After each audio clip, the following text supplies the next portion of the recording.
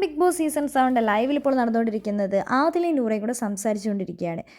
അപ്പോൾ നൂറയാണ് പറയുന്നത്, ഇന്നലെ റന ഫാത്തിമ എല്ലാവരുടെയും മുമ്പിൽ വെച്ച് നമ്മളെ കളിയാക്കുന്നത് പോലെ എനിക്ക് ഫീലായി.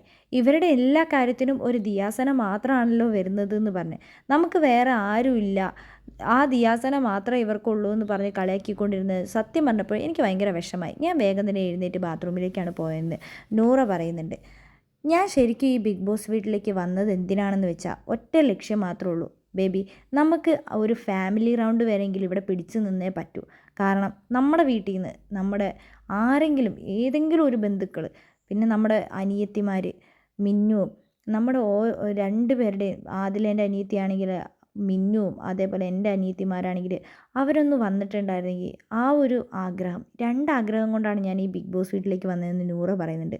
ഒന്നെനിക്ക് ലാലേട്ടനെ കെട്ടിപ്പിടിക്കണമെന്നുണ്ടായിരുന്നു, രണ്ടാമത്തത് ഫാമിലി റൗണ്ടിൽ ഫാമിലി വരുമെന്ന് ഞാൻ ആഗ്രഹിക്കുന്നുണ്ട്. അപ്പോൾ ആദില പറയുന്നുണ്ട്, നമുക്ക് ഫാമിലി ഇല്ലാത്തതൊന്നും അല്ലല്ലോ, അവരും നമ്മളുമായിട്ട് മിണ്ടാത്തതല്ലേ, പിന്നെ എത്ര അനാഥരായ പിള്ളേരുണ്ട്, അവർക്ക് ഈ ഫാമിലി ഉള്ളത് കൊണ്ടാണോ ജീവിക്കുന്നത്, അവരോരോ സർവൈവ് ചെയ്തിട്ടല്ലേ ജീവിക്കുന്നത്. അതേപോലെ തന്നെ ഈ ബിഗ് ബോസ് എന്ന് പറയുന്നത് ഇത് എത്ര പേര് സ്വപ്നം കണ്ടതാണ്, നമ്മൾ ഇവിടെ ഇപ്പോൾ എത്തിയിട്ടുണ്ട്.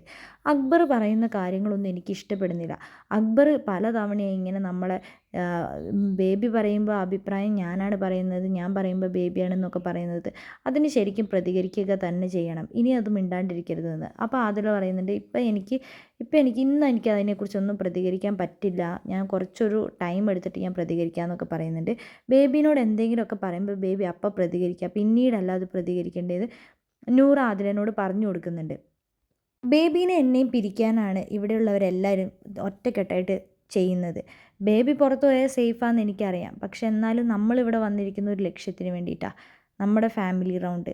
ആ ഒരു ലക്ഷ്യം മാത്രമാണ് നമ്മുടെ മനസ്സിലുള്ളത്. അതുകൊണ്ട് തന്നെ നമ്മൾ നന്നായി ഇനി ഗെയിം കളിച്ചേ പറ്റൂ.